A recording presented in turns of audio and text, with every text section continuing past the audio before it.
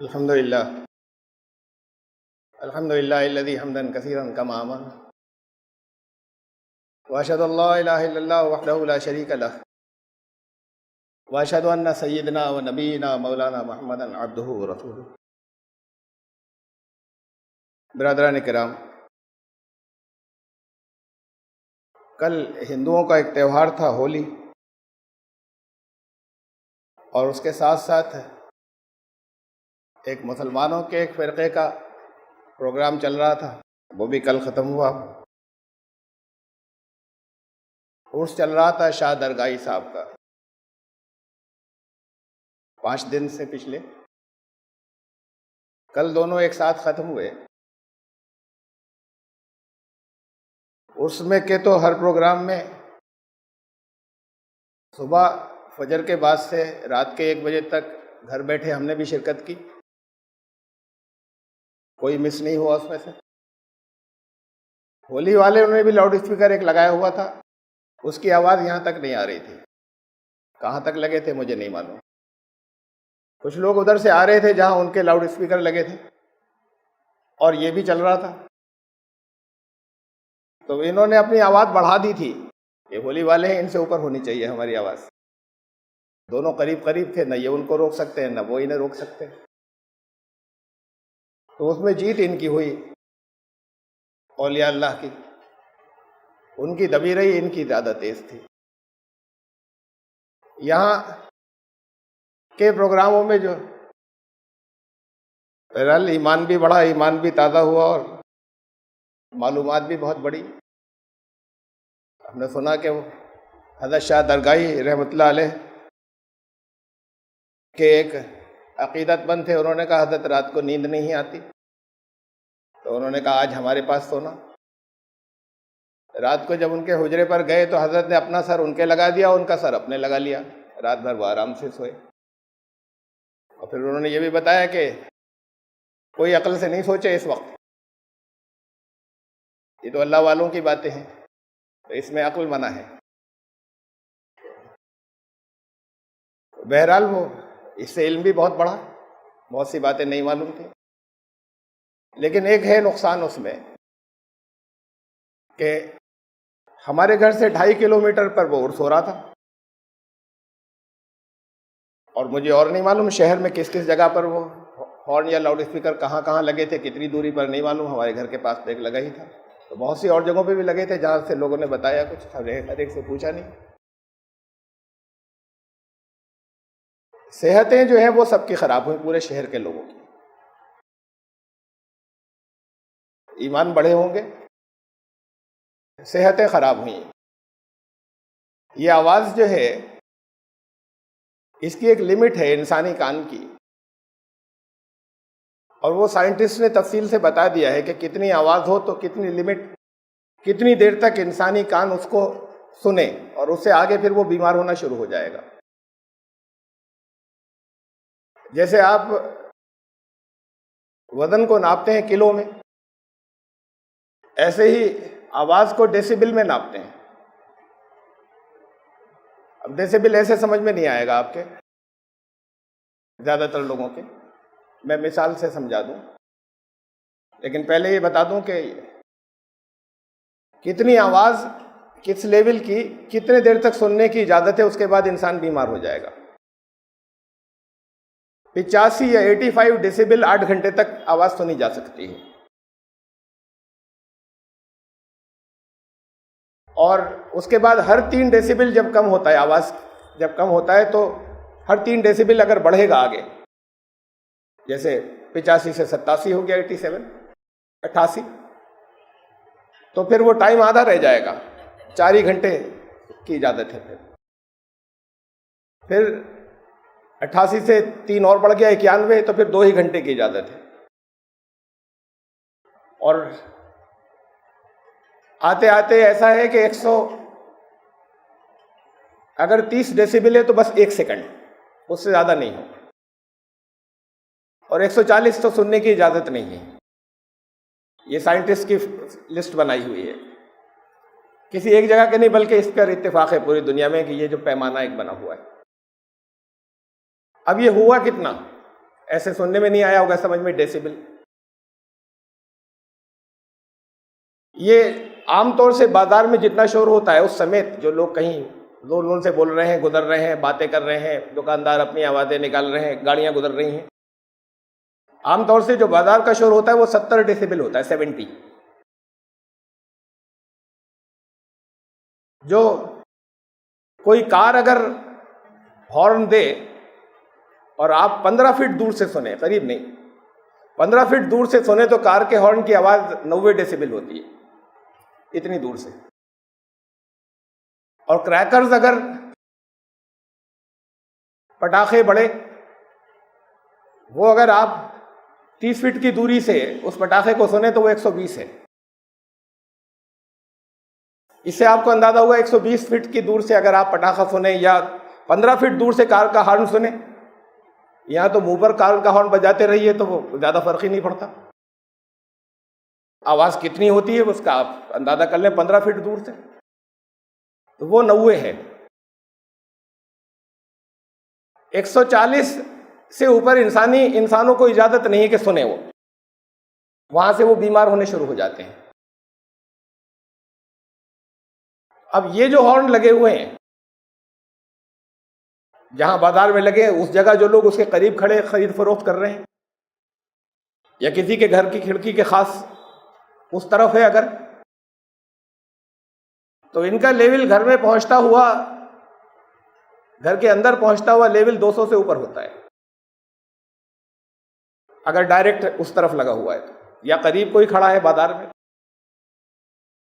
140 سے اوپر اجازت نہیں ہے انسانوں کو کہ اس سے اوپر کوئی سنے. 130 اگر ڈیسیبل آواز ہے تو 1 سیکنڈ، بس 1 سیکنڈ سے آگے نہیں جائے. ایک کھٹاک ہوا وہ ختم. نقصان کیا کیا ہوتے ہیں، بیماریاں کیا کیا ہیں؟ اینگزائٹی ہوتی ہے. پہلے تو لوگ اس کو جانتے نہیں تھے اس بیماری کو، اب بہت لوگ جان گئے.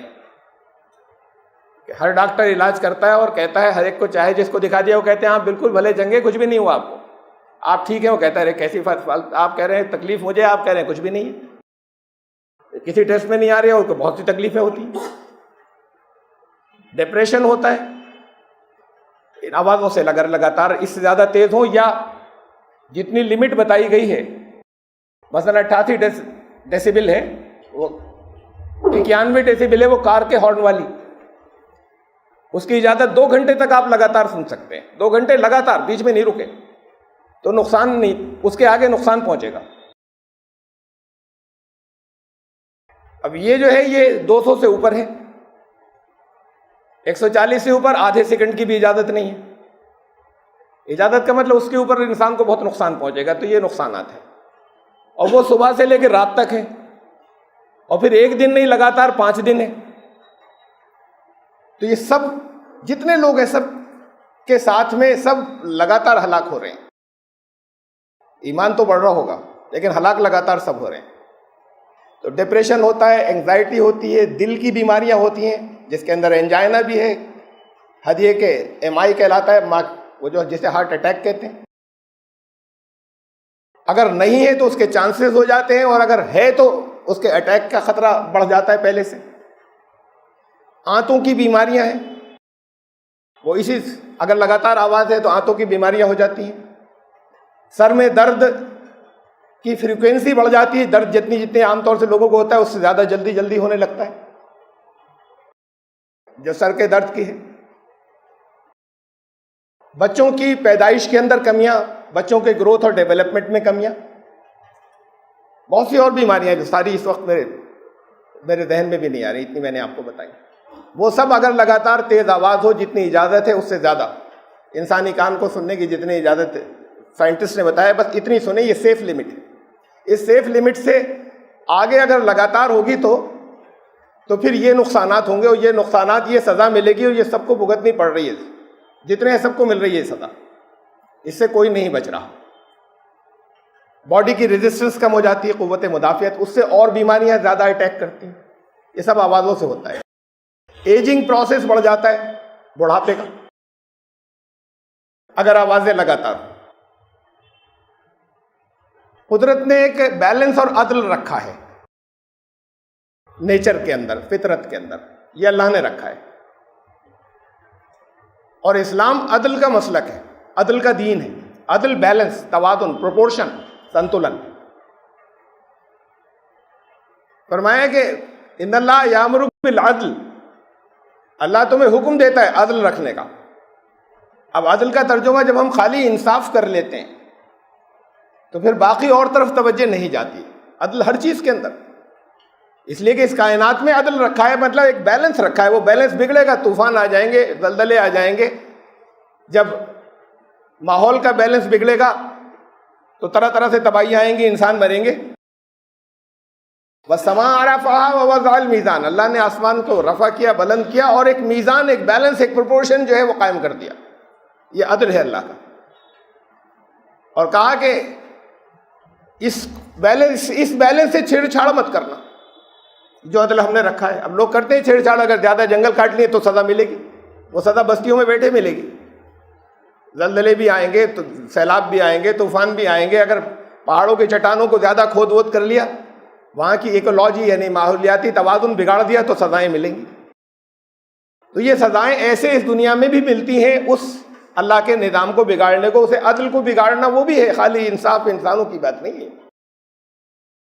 قرآن تو بڑا جامع، بڑا کمپریہنسو، بہت، ہر کوئی فیلڈ، کوئی شعبہ ایسا ہے ہی نہیں جسے چھوڑا ہے انسانی زندگی کا.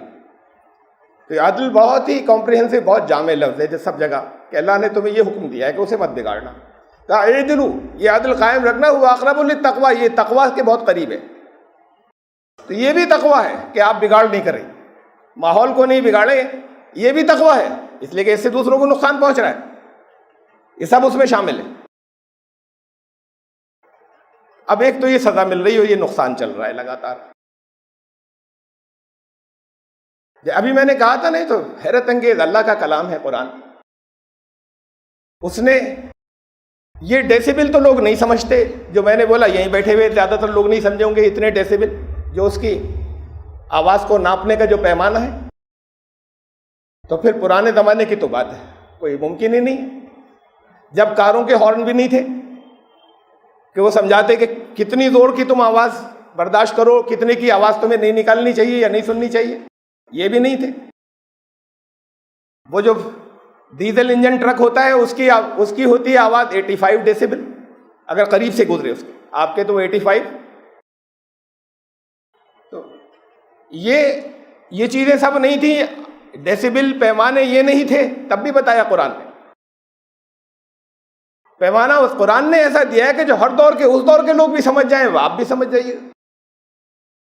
جب قرآن نازل ہوا تب کے بھی سمجھ سکے اس وقت کے. پہلے تو یہ کہا وَغْضُضْ مِن صَوْتِكَ، آواز اپنی کھینچ کر رکھنا، زور سے مت بولنا، یہ قرآن کا حکم ہے. زور سے مت، چیخ کے مت بولو، زور سے بھی مت بولو. وَغْضُضْ، اس کی انٹینسٹی کو کم کرو. اور پھر ایک اسٹینڈرڈ دیا قرآن نے، اِنَّا أَنكَرَ الْأَصْوَاتِ لَصَوْتُ الْحَمِيرِ، سب سے زیادہ جو لاسٹ لمٹ ہے.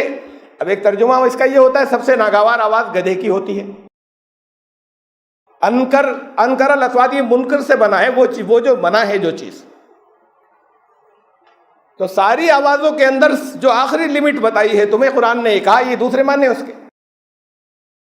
جتنی آوازیں تمہارے سامنے ہیں تمہارے ماحول کے اندر، اس میں جو آخری لمٹ ہے جہاں تک تم جا سکتے ہو یہ منکر ہے، بس اس کے آگے گنجائش نہیں ہے. وہ ہے گدھے کی آواز. یہ صرف یہ نہیں کہا تھا یہ بتانے کے لیے کہ بھئی بہت ناگوار ہوتی ہے زور سے، یہ تو کہا ہی تھا. اخلاقی تعلیم بھی تھی، یہاں ایک سائنٹیفک تعلیم بھی تھی. کوئی چیز نہیں چھوڑی ہے قرآن نے، اللہ کا کلام ہے. آپ کے آواز کا لیول آپ کے پاس کتنا ہونا چاہیے جس کے بعد وہ منکر ہو جائے گی، آپ کے لیے نقصان دہ ہو جائے گی، آپ کے لیے منع ہے، اس کا لیول بتایا جیسے گدھا بولتا ہے. اس سے آگے کی منع ہے آواز، اس سے آگے کی انسانی ہیلتھ کے لیے، انسان کی سوسائٹی کی صحت کے لیے منع ہے، منکر میں آ گیا. اس سے آگے کی آواز، گدھے کی آواز کا لیول ہوتا ہے 80 ڈیسیبل، کار کے ہارن سے کم. یہ جو اس کا لیول ہوتا ہے گدھے کی آواز. تو یہ ہے صحت مند معاشرے کی آواز کا لیول کہ اتنا ہونا چاہیے. خالی گدھے کی بات نہیں تھی، یہ آپ کو اسٹینڈرڈ دیا تھا کہ کتنا آپ کام اور کتنا ہلکے اور کوائٹ اور کس طریقے سے رہیں، کون سے ڈیسنٹ لیول انسانوں کے لیے کیا ہے۔ اب وہ 80 ڈیسیبل 80 ڈیسیبل تو ہم نے آج ناپا، اس وقت کہہ دیا تھا وہ گدھا جتنی زور سے بولتا ہے، بس یہ لاسٹ لمٹ ہے۔ اس کے بعد عدل بگڑ جائے گا، اس کے بعد بیلنس اور توازن بگڑ جائے گا، نقصان پہنچے گا۔ تو یہ نقصان سب کو بھگتنا پڑ رہا ہے، پورے شہر کو۔ اور پھر یہ بھی دین کا اصول ہے کہ تم اگر برائیاں ہوتے دیکھو اور بولو نہیں، اڑتے رہو، غلط سمجھتے رہو، بولو نہیں اور روکنے کی کوشش نہیں کرو، تو پھر سارے سماج کو، پوری سوسائٹی کو سزا ملے گی۔ تو پھر سزا سب کو مل رہی، سب ایک ساتھ، سب کو، ان کو بھی جو اس مسلک کے ماننے والے ہیں، انہیں بھی جو اس کو نہیں مانتے۔ یہ تو ایک نقطہ نظر تھا۔ ایک دوسرا ہے ڈائریکٹ، براہ راست جسے جہاں روکا گیا جاتا ہے، گناہ ہو جاتا ہے۔ قرآن نے کہا، قرآن شریف نے 7ویں سورت کے آخر میں ہے، سورہ اعراف کے آیت، وَإِذَا قُرِئَ الْقُرْآنُ، جب قرآن پڑھا جائے تمہارے سامنے، فَاسْتَمِعُوا لَهُ، اسے سننا۔ یہ سودے کا لین دین نہیں کر سکتے اس وقت، آپ اس وقت آپسی بات چیت نہیں کر سکتے، اس وقت اپنے امتحان کی تیاری نہیں کر سکتے۔ فَاسْتَمِعُوا لَهُ، پھر اسے سننا۔ وَأَنصِتُوا، پوری توجہ ادھر لگا دینا، بالکل ٹوٹلی سائلنٹ ہو کر، بالکل خاموش ہو کے ساری توجہ ادھر لگا دینا جب قرآن تمہارے سامنے تلاوت ہوتی۔ لَعَلَّكُمْ تُرْحَمُونَ، جب یہ کرو گے تو پھر اللہ کی رحمت تم پر نازل ہوگی، یہ نہیں کرو گے تو اللہ کی رحمت کے مستحق نہیں بنو گے۔ اب قرآن چل رہا ہے بہت زور کی آوازوں سے، جگہ جگہ، ہر تھوڑے دنوں کے بعد لاؤڈ اسپیکر کئی کلومیٹر تک لگے ہوئے ہیں، دکاندار اپنی دکانداری میں لگے ہوئے ہیں، کسی کو ضرورت سے فارغ ہونا ہے، لیٹرین میں بیٹھا ہوا ہے۔ حکم یہ ہے کہ ساری توجہ ادھر لگانا، بالکل سب کام چھوڑ کر۔ شوہر بیوی کے تعلقات بھی ہیں، کسی کو سونا ہے، کسی کو امتحان کی تیاری کرنی ہے، یہ سب منع ہو گئے۔ اس میں سے کوئی کچھ نہیں کرے گا، قرآن سنے گا۔ اگر 24 گھنٹے ہو رہا ہے تو 24 گھنٹے سنے گا، سارے کام چھوڑ کر۔ پھر ورنہ اللہ کی رحمت نہیں آئے گی آپ کے پاس۔ اور اگر مجبور ہیں اور شریعت نے اجازت دی ہے کہ عام حالات میں تو آپ اپنے کاموں کو کر سکتے ہیں، تو پھر ان سب کا گناہ ان کو جا رہا ہے جو یہ کر رہے ہیں۔ جس وقت مجبور نہیں کیا ہے کہ اس وقت قرآن سننا پڑے گا تمہیں، اور اس وقت زبردستی سنایا جا رہا ہے، زندگی کے اور کام بھی ہیں۔ تو قرآن پاک کی ادب کا تقاضا جو ہے وہ تو یہ ہے کہ سارے کام چھوڑ کے اسے سنیے، اور نہیں سن سکتے زندگی میں دین نے اجازت دی ہے کہ تم اپنی زندگی کے اور دوسرے کام بھی انجام دو۔ تو پھر اس وقت کا سارا گناہ ساری بستی کا ان لوگوں کو جو یہ کر رہے ہیں، اور وہ یہ جانتے ہیں، اسے خوب جانتے ہیں کہ گناہ ہے یہ۔ عوام تو نہیں جانتے نا، اس لیے کہ عوام کو روکا ہوا ہے کہ قرآن مت پڑھنا، ترجمہ تو بالکل مت پڑھنا، تو عوام نہیں جانتے، یہ کرنے والے جانتے ہیں۔ پھر جانتے ہیں کہ پوری بستی کا گناہ آ رہا ہے اپنے اوپر، پھر بھی کروا رہے ہیں، اور کر رہے ہیں تو کیوں کر رہے ہیں؟ ان کے اپنے مفاد ہوں گے، وہ جانے، اللہ کو حساب ان کو دینا ہے کیوں کر رہے ہیں، لیکن جانتے بوجھتے کر رہے ہیں۔ اور وہ لوگ ہیں جو آپ کے ہاں دین کے ذمہ دار کہلاتے ہیں، وہ لوگ کیا کرتے ہیں، بڑے کہلاتے ہیں، خوب جانتے ہیں کہ گناہ ہے، پھر ہوتا ہے، سخت گناہ ہے، چھوٹا نہیں، بہت بڑا گناہ ہے۔ جس جگہ قرآن شریف اگر چل رہا ہے، وہاں سے اس مسجد کے باہر اگر ہلکی پھلکی آواز جا رہی ہے، تھوڑی بہت چلی جائے تو چلی جائے، لیکن 3 محلوں میں نہیں جانی چاہیے۔ یہاں بیٹھ کر جتنا سب لوگوں کو آواز پہنچ جائے، اتنی زور سے ہو، تو پھر سب لوگوں، جب وہاں تک پیچھے تک لوگ ہیں تو تھوڑی سی دروازے تک بھی پہنچ جائے گی۔ اس سے زور سے اگر قرآن کی آواز جا رہی ہے تو پھر وہ منع ہے۔ دوسرے نمبر پر اب یہ عقلی بات ہے، کامن سینس، کہ احترام دوسرے نمبر پر سب سے زیادہ تلاوت قرآن پاک کے بعد کس کا ہوگا؟ یہ تو آپ میں سے ہر ایک کس کا جواب دے دے گا۔ نبی اکرم صلی اللہ علیہ وسلم کا اگر تذکرہ ہوگا تو دوسرے نمبر پر احترام اس کا قرآن کے بعد۔ تو پھر دوسرے نمبر پر گناہ اس سے کچھ کم، لیکن کہ اس کے بعد دوسرے نمبر پر جو نعتیں ہوتی ہیں وہ ہے گناہ، جو سارے شہر میں جاتی ہیں، اتنی اس کا بھی احترام واجب ہے۔ ان کا تذکرہ ہو رہا ہے تو آپ توجہ دیجئے، نبی کا ذکر ہو رہا ہے تو ادھر توجہ دیجئے سارے کام چھوڑ کر۔ تو اس سے تلاوت قرآن پاک کے بعد دوسرے نمبر پر گناہ جو ہے وہ نعتوں کا ہونا ہے، اور تیسرے نمبر پر اس سے کچھ کم جو ہے پھر اور دوسری دینی باتیں۔ یہ بھی اسی لیے ہوتی ہے کہ دین کی بات ہو رہی ہے، توجہ دیجیے. تو یہ سارا گناہ سمیٹ رہے ہیں صبح سے لے کے رات تک، اس کے بدلے انہیں کچھ نفع پہنچ رہا ہے جو لوگ کروا رہے ہیں. تو براہ راست گناہ ہے، قرآن کے حکم کے مطابق گناہ ہے، اور ساری بستی کی صحت، خود ان سمیت اپنی سب کی صحت کے ساتھ میں خالی معمولی چھیڑ چھاڑ نہیں ہے، یہ تو فساد ہے پورا، کہ لوگ دماغی بیماریوں میں مبتلا ہو رہے ہیں، آنتوں کی بیماریوں میں مبتلا ہو رہے ہیں، سر کے درد میں، ہائپر ٹینشن کے اندر، بلڈ بی پی، یہ سب یعنی اور بھی اس کی وجوہات ہوتی ہیں، لیکن اگر لگاتار تیز آوازیں ہوں، گھروں کے اندر کا لیول جو مقرر کیا ہے سائنٹسٹ نے، گھروں کے اندر جتنی آواز ہونی چاہیے وہ ہے 55 ڈیسیبل دن کے وقت اور 45 رات کے وقت. دیکھیے 10 ڈیسیبل سے اتنا فرق پڑ جاتا ہے، کتنا کہ ابھی کہیں بازار میں کہیں شٹر اگر اٹھایا جا رہا ہے، گرایا جا رہا ہے، آپ کو یہاں بیٹھ کے کچھ نہیں معلوم. رات میں آپ کا دوسرے محلے کے اندر کوئی شٹر گرائے گا اگر رات کے وقت میں، اگر 2 بجے، تو آپ کو یہ محسوس ہوگا یہیں آپ کے گھر کے باہر ہوا ہے. آواز تو اتنی تھی، ابھی قریب میں ہوگا تو آپ کو آواز نہیں سنائی دے گی. شور ہے اس وقت بہت، وہ آپ سن نہیں رہے، شور ہے ہر جگہ ہے، وہ شور لگاتار بیمار کر رہا ہے، لیکن وہ اس لیول کا ہے کہ اس کی آپ نے اپنے دماغ کو ٹرین کر لیا ہے اور عادت پڑ گئی ہے، اس شور میں وہ آوازیں نہیں آ رہی. جب وہ شور رک جاتا ہے تو آپ کو آتی ہیں، خالی صرف 10 ڈیسیبل کم ہوتا ہے تو وہ آوازیں بہت دور سے آتی ہیں کہ جیسے گھر کے باہر ہی ہوا تھا. تو اتنا شور تو ہر وقت موجود ہے. اس کے اوپر پھر وہ ایکسٹرا وہ شور ہو جو جس کو 1 سیکنڈ کی بھی اجازت نہیں تھی، جس کی نہ اس جگہ کے لوگوں کو بھی اجازت، اس جگہ کے لوگوں کے لیے نقصان کی بات ہے اگر اتنی تیز آواز ان کو آ رہی ہے جو اندر ہے. باہر کا تو سوال ہی پیدا نہیں ہوتا کہ باہر کے لوگوں کو کیوں اس کے لیے بیمار کیا جائے.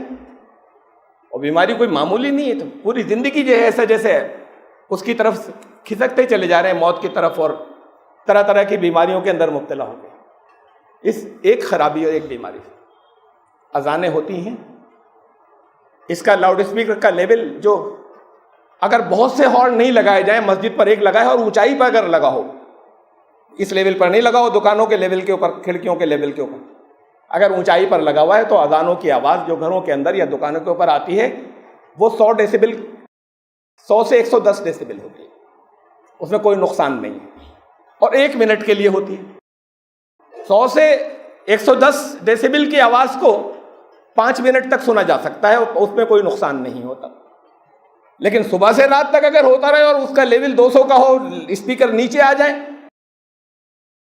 اور پھر وہ رات کے 12 بجے بھی ہو اور 1 بجے بھی، تو 12 اور 1 بجے تو پھر وہ باہر کے شور بند ہو گئے، پھر وہ اگر چلے گا تو اس کی سزا پورے سماج اور معاشرے کو ملتی چلی جائے گی. اگر لوگ نہیں بولیں گے، اگر لوگ نہیں کھڑے ہوں گے. قانون تو ہیں موجود، لیکن وہ قانون ایسے ہیں کہ مذہب کے معاملے میں دخل نہیں دیتے، کہ لوگ کر رہے ہیں تو قانون ہے، سپریم کورٹ کے فیصلے ہیں کہ جہاں پر کوئی پروگرام ہو رہا ہے اس کے باہر نہیں جائے آواز.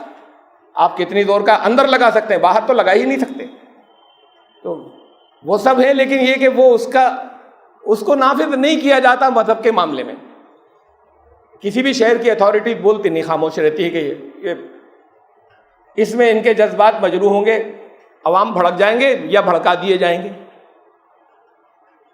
تو سپریم کورٹ کو تو جانے دیجیے، لیکن اس پر تو عوام کو بھڑکنا ہی چاہیے کہ آپ کا ہر بچہ، آپ کے بچے جو ان کا ڈیولپمنٹ متاثر ہو رہا ہے، ان کی گروتھ متاثر ہو رہی ہے، ان کی زندگی برباد ہو رہی ہے لگاتار، خود آپ کی ہو رہی ہے. تو اس پر تو آپ کو سب کو اس سے زیادہ تو اس پر بھڑکنا چاہیے. سنتے رہیں گے، نقصان جو ہے وہ لگاتار اٹھاتے رہیں گے. اور ایک اور اس تعلق سے بات تھی، یہاں ہولی میلہ لگا ہوا تھا، قلعے میں گئے ہم نے، جا کر وہاں پر ان لوگوں کو مبارکباد دی، وہاں کے غیر مسلموں کو، ہندوؤں کو، ان سے گلے بھی ملے. ہم سے کہا گیا کہ اس کی تو دین میں اجازت نہیں ہے، آپ کو ہولی مبارک کہنے کی یا اس کے لیے گلے ملنے کی، اس پر مبارکباد دینے کی. دین میں اتنے ہم نے جو چیزیں دین کا حصہ نہیں تھیں، وہ اتنی چیزیں دین کے اندر گھسا دی ہیں کہ دین کو بالکل ایسا تنگ کر دیا ہے کہ جو دین کا مقصد نہیں تھا. کہا رسول اللہ صلی اللہ علیہ وسلم نے 3 بار کہا الا ہلک المتنطعون الا ہلک المتنطعون الا ہلک المتنطعون، سن لو ہلاک ہو گئے وہ لوگ جنہوں نے شدت اختیار کی، ہلاک ہو گئے جنہوں نے شدت اختیار کی۔ اصول دین کا یہ ہے کہ جو اللہ نے کہا کرنا لازم ہے، اللہ کے رسول صلی اللہ علیہ وسلم نے کہا اسے کرنا لازم ہے، جن چیزوں سے رکنے کا حکم دیا ان سے سب سے رکنا لازم ہے۔ درمیان میں بھی بہت سی چیزیں جس کا حکم دیا اور جس کا حکم نہیں، بعض چیزیں وہ جن کے معاملے میں خاموشی اختیار کی گئی، اسے شریعت میں مباح کہتے ہیں۔ مباح کا مطلب کوئی حرج نہیں۔ دین بڑا سخت ہو جائے گا کہ اگر جو کچھ انہوں نے کیا اس کے سوا آپ کچھ نہ کر سکیں، بہت سخت ہو جائے گا۔ یہ سختی ہمارے دین میں نہیں ہے۔ یہ کہا گیا ہے کہ جس سے روکا گیا ہے اس سے رک جاؤ، اس کے سوا سب جائز ہے۔ یہ نہیں کہا گیا کہ جو حکم دیا گیا اس کے سوا سب ناجائز ہے۔ اب سوال کیا جاتا ہے یہ فلاں کام صاحب اس کی دلیل کہاں ہے؟ صحابہ نے کب کیا تھا؟ رسول اللہ صلی اللہ علیہ وسلم نے کب کیا تھا؟ نہیں کیا تھا۔ آپ سوال نہیں کر سکتے، آپ یہ بتائیے منع کب کیا تھا؟ ہاں کچھ چیزیں براہ راست منع کی تھی، کچھ نکال لی جاتی ہیں اس میں۔ ہولی پہ پوجائیں ہوتی ہیں، دیوالی پر پوجائیں ہوتی ہیں۔ ہولی اس لیے مناتے ہیں کہ ان کا ایک قصہ ہے، وہ جھوٹا ہے یا سچا۔ وہ ایک ہے کہ ایک اچھا نیک خدا پرست ایک لڑکا تھا اور اس کو حضرت ابراہیم سے ملتا جلتا قصہ ہے۔ اس کے بہت کئی طریقے سے باپ راجا تھا اور باپ نے کئی طریقے سے ہلاک کرنے کی اور مارنے کی کوشش کی۔ وہ باپ کی بھی زیادتیوں اور ظلم کے خلاف تھا، پھر اسے آگ میں ڈال دیا، وہ آگ میں بھی نہیں جلا۔ اس کی بہن تھی وہ جل گئی، ہولیکا، وہ نہیں جلا۔ اب اس کی یاد میں وہ ہولی مناتے ہیں۔ وہ قصہ جھوٹا ہے یا سچا کوئی حرج نہیں ہے۔ ایک آپ اگر کسی حق کی جیت کے لیے اگر آپ کوئی یاد منا رہے ہو، اگر رام چندر جی کے جنگل جانے کسی دیوتا کے نہیں، ایک انسان ان کے اگر بنواس سے لوٹنے اور باپ کا حکم ماننے اور 14 سال جنگل میں رہنے کے بعد وہ واپس آتے ہیں، باپ کا حکم ماننے کے بعد 14 سال کے بعد اگر وہ خوشیاں مناتے ہیں، اسے دیوالی کہتے ہیں، تو کوئی حرج نہیں۔ جسے بنیاد اس کی حق کی باطل پر فتح، سچ کی جھوٹ پر فتح، وہ واقعہ ہماری نظر میں کوئی مستند نہیں ہے تو وہ مانتے ہیں، ہم مبارکباد دیتے ہیں کہ اچھی بات ہے۔ اس کے ساتھ وہ اپنی پوجائیں کرتے ہیں، نہ اس پوجا میں شریک ہوتے ہیں، نہ اس پوجا کو ویریفائی کرتے ہیں، نہ اس کی تصدیق کرتے ہیں۔ ہر خوشی کے ساتھ ان کی اپنی ذاتی پوجائیں ہوتی ہیں، ہر خوشی کے ساتھ ہماری اپنی کچھ بندگی کے بہت سے مظہر ہوتے ہیں کہ ہم نے اپنی نماز پڑھی، اس کے ساتھ جو ان کی پوجائیں ہیں وہ ان کے ساتھ، لیکن جتنا حصہ وہ ہے ان کا، اس کا اظہار، اس میں بھی ہم اس خوشی کے اس اظہار میں بھی شریک نہیں ہوتے کہ رنگ لگائیں کسی کے، یا رنگ لگوانے اپنی خوشی سے چلے جائیں۔ ہماری یہ امت بنیادی طور پر امت دعوت ہے۔ امت کے لیے پہلا لفظ یہ ہے کہ اخرجت للناس، تمہیں دنیا کے سارے انسانوں کے لیے لایا گیا ہے۔ یہ ان سے رابطے کا ذریعہ ہے، جتنی جگہ منع نہیں ہے وہاں پر ایک اچھے تعلقات پیدا ہوں، جہاں جو منع کیا گیا وہ نہیں کرنا چاہیے، تو شدتیں نہیں ہونی چاہیے۔ اتنے حصے کے اندر شدتیں بعض اوقات اس لیے بھی ہوتی ہیں کہ ہمیں بہت سی چیزوں کے مطلب نہیں معلوم ہوتے، الفاظ کے مطلب نہیں معلوم ہوتے۔ اب کبھی اس پر بھی تھی جن گن من ادھینائک جیا ہے، اب مسلمانوں کے لیے ٹھیک نہیں ہے۔ یہ تو خالص توحید کا گیت ہے، خالص توحید، پیور جنتا جن گن۔ اب اتفاق سے شاید دنیا کے اندر اکیلا ملک ہے ہندوستان کہ جس کا نیشنل اینتھم 85% کو اس کا مطلب نہیں معلوم، 85% کا۔ یہاں زبانیں اتنی بولی جاتی ہیں، ایک بہت کم علاقے کی ایک زبان ہے، اس میں ہے، تو اس لیے اس کا مطلب نہیں معلوم۔ جنتا اور گن سارے لوگ، من ادھینائک، اس کا جو چلانے والا مالک جو سب سے بڑا اس کا ہے، جے ہو، اس کی جے ہو، جو بھارت کے بھاگیہ کا ودھاتا ہے، بھارت کی تقدیر کا۔ یہ پورا کی جتنا ہے سارا کا سارا توحید کا ہے۔ اب اسے کوئی یہ کہے کہ صاحب یہ تو فلاں کی تعریف میں لکھا تھا، لکھنے والا کہہ رہا ہے نہیں لکھا تھا، ان کی تعریف میں نہیں لکھا تھا، تو اب یہ تو وہ لوگ کہہ رہے ہیں جو اس کو ہٹا کر، وہ یہ الزام وہ لوگ لگاتے ہیں جو اس کو ہٹوانا چاہتے ہیں اور ہٹا کے وندے ماترم لانا چاہتے ہیں۔ وہ کہہ رہے ہیں کہ یہ تو فلاں کی تعریف میں لکھا تھا، اس کے علاوہ کوئی، وہ خود جنہوں نے لکھا تھا ٹیگور، انہوں نے کہا نہیں، بالکل جھوٹ کہہ رہے ہیں۔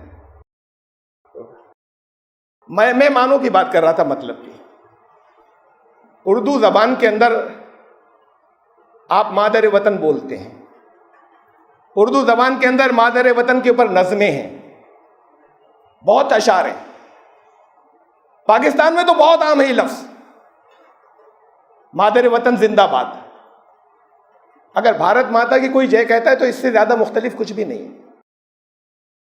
33 کروڑ دیوی دیوتاؤں میں بھارت نام کی کوئی دیوی نہیں ہے. آریہ سماج دیوی دیوتاؤں کے سخت مخالف ہے، وہ بھی کہتے ہیں اس لیے کہ دیوی دیوتا ہوتی تو وہ نہیں کہتے. سکھ بھی کہتے ہیں، سکھ تو بہت مورتی پوجا کے سخت خلاف ہے. اردو میں بولا جاتا ہے مادر وطن، مادر علمی بولا جاتا ہے. درسگاہ کو کہتے ہیں جہاں پڑھا، مادر علمی. جس اسکول میں پڑھا گیان ماتا. اب اسے میں اس میں کہوں گا مادر تو ماتا ہی کہیں گے نا اس میں ہندی میں، یا ماتا آتے ہی دیوی ہو جائے گی، مادر سے دیوی نہیں بچے گی. جو دیویاں ہیں ان کی فکس ہیں جن کی پوجا کرتے ہیں. مادر وطن گیان ماتا، مادر علمی کہتے ہیں، مادر علمی و گیان ماتا. مادر گیتی جگت ماتا. یہ سارے الفاظ استعمال ہوتے ہیں، کوئی اعتراض نہیں ہے. یہ بات اپنی جگہ ہے کہ جنہوں نے کہا کہ کہنا ہوگا، یہ ان کی ایک ذہنیت ہے. انہوں نے 50 سال تو جھنڈا اپنے آفس پر نہیں لگایا، پورے 50 سال. جن کے پاس سے بیان آ رہے ہیں کہ یہ کہنا ہوگا سب کو، انہوں نے کانسٹیٹیوشن اور دستور کی مخالفت کی. 1952 میں صرف ایک دفعہ لہرایا تھا جھنڈا اپنے ہیڈ آفس پر RSS میں. وہ بھی جب وہ جیل سے نکلے تھے گولوالکر تو یقین دہانی کرا کے نکلے تھے کہ اچھا ہم اسے مانیں گے اب جھنڈے کو، ورنہ جھنڈے کو نہیں مانتے تھے اس ترنگے کو.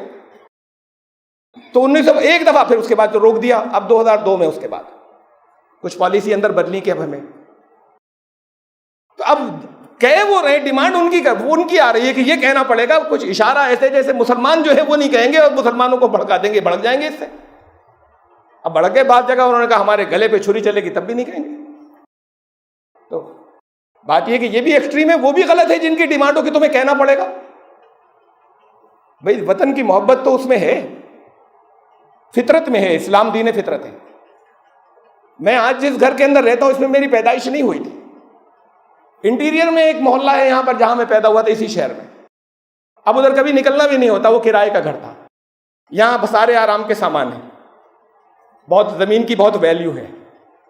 وہ کرائے کا گھر تھا، اور میں تفصیل میں نہیں جاؤں گا کہ کیا کیا ہم کرتے تھے اور کیسے رہتے تھے. آج بھی کبھی اگر 2-3 سال کے بعد کبھی اتفاق سے ادھر سے گزرنا ہوتا ہے ان گلیوں میں سے، تو میں نکل کر جا نہیں پاتا، میرے قدم رک جاتے ہیں. رک کر بہت دیر دیکھتا رہتا ہوں اسے کہ جب میں 10 سال تک کی عمر کا تھا تو یہاں کیا کیا کیا تھا. کیا اس جگہ سے محبت باقی ہے؟ آج اپنا نہیں تھا حالانکہ، تب بھی باقی ہے. لوگ یہاں سے باہر چلے جاتے ہیں، ان کی نسلوں میں نہیں ہے، لیکن وہ بوڑھے ہو جاتے ہیں، ان کو اپنے گاؤں کی گلیاں یاد آتی ہیں. یہ فطرت میں ہے. رسول اللہ صلی اللہ علیہ وسلم نے جب ہجرت فرمائی تو غار ثور پر کھڑے ہوئے 3 دن تو غار ثور میں رہے. اس کے بعد 3 دن بعد جب مدینے کی طرف روانہ ہوئے تو اس پر کھڑے ہوئے، مکے کی طرف منہ کیا، کہا ہے میرے شہر میں تجھے چھوڑ کر کبھی نہیں جاتا، میری قوم اگر مجھے زبردستی نہیں نکالتی. محبت ہی تو تھی نا. یہ سب میں ہے، یہ نیچر میں ہے، یہ رسول صلی اللہ علیہ وسلم کا واقعہ ہے ان کا کہ تھی، اور بالکل صحیح تھی، جائز میں فطرت میں ہے. تو ہم وطن پرستی کی بات نہیں کرتے، پوجا نہیں کرتے. اس کو جس نے پیدا کیا، اس زمین کو جس نے پیدا کیا، اس کی عبادت کرتے ہیں، اس کی بندگی کرتے ہیں.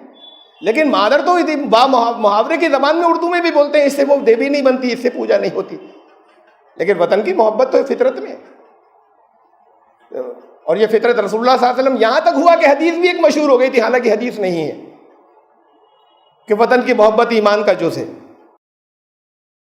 حب الوطن من الایمان، وہ کہ ایمان کا ایک حصہ ہے.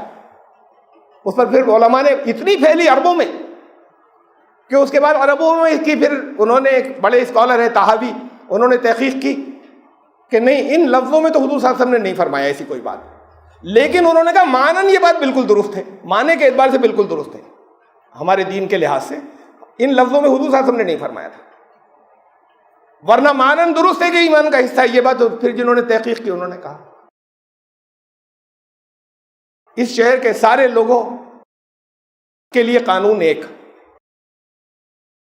لیکن ساری شہر کے سارے مرد برابر، ساری عورتیں برابر قانون میں، لیکن آپ کے اوپر جتنا آپ کی والدہ کا حق ہے اتنا باقی عورتوں کا نہیں ہے۔ قانون میں سب برابر ہیں، آپ کے اوپر حق آپ کی والدہ کا زیادہ ہے، دوسری عورتوں کا اتنا نہیں ہے۔ آپ کے والد کا حق زیادہ ہے، دوسرے مردوں کا اتنا نہیں، قانون میں سب برابر ہے۔ قانون آئے گا تو آپ کو اپنے والد اور ان کے برابر کا کرنا پڑے گا سلوک، ذاتی ان کا حق آپ کے اوپر زیادہ ہے، محبت کا سلوک، احترام، دل نہیں دکھانا۔ پڑوس سارے شہر کے لوگ، سب لوگ جو ہے سب آدم کی اولاد ہیں، ایک خون ہے، لیکن آپ کے پڑوسی کا حق آپ کے اوپر زیادہ ہے۔ یہ تو خون کی بات تھی۔ خون کی بات یہ تھی کہ زکوٰۃ اگر آپ رشتہ داروں کو دیں گے تو اجر زیادہ ہے، اگر غریب رشتہ داروں کو دیں گے تو اجر زیادہ ہے۔ اس لیے کہ اسلام نے قربت کے قریب ہونے کے حق رکھے ہیں، اور صرف خون کی قربت نہیں، جغرافیکل اس کی قربت کے بھی، پڑوسی کے اتنے حقوق بیان کیے، پڑوسی کا مطلب 40 گھر تک چاروں طرف، پڑوسی کے اتنے حقوق رسول اللہ صلی اللہ علیہ وسلم نے بیان کیے کہ صحابہ کہتے تھے کہ ہم سمجھ رہے، بس ہم یہ سمجھتے تھے کہ اب یہ حکم آنے والا ہے کہ وراثت میں بھی حصہ دیا جائے گا، اتنے حقوق بیان، اتنے زیادہ ہمیں تاکید کرتے تھے۔ تو اب سارے شہر کے لوگ برابر، ساری دنیا کے انسان ایک ماں باپ کی اولاد، لیکن پڑوسی کا حق آپ کے اوپر جتنا ہے اتنا آپ کے محلے والوں کا، وہ آپ کے پڑوسی ہوئے نا، دوسرے محلے والوں کا اتنا حق نہیں ہے آپ کے اوپر۔ اس اصول کو آگے بڑھا لیجیے قربت کے، آپ کے شہر والوں کا آپ پر جتنا حق ہے اتنا دوسرے شہر والوں کا نہیں ہے، آپ کے صوبے والوں کا جتنا حق آپ پر ہے اتنا دوسرے صوبے والوں کا نہیں ہے، اور آپ کے ملک والوں کا جتنا حق آپ پر ہے اتنا دوسرے ملک والوں کا نہیں ہے۔ بات حق کی آئے گی کہیں تو ہم حق بات کہیں گے۔ اگر کہیں ہندوستان نے کسی جگہ کوئی ایسا کام کیا ہے کسی جگہ پر جہاں حق ہے تو وہ سرکار کی غلطی ہے، سرکار پر تنقید بھی کریں گے کہ ناحق ہے، نہیں کرنا چاہیے، اور یہاں تو تنقید کی آپ کو اجازت بھی ہے۔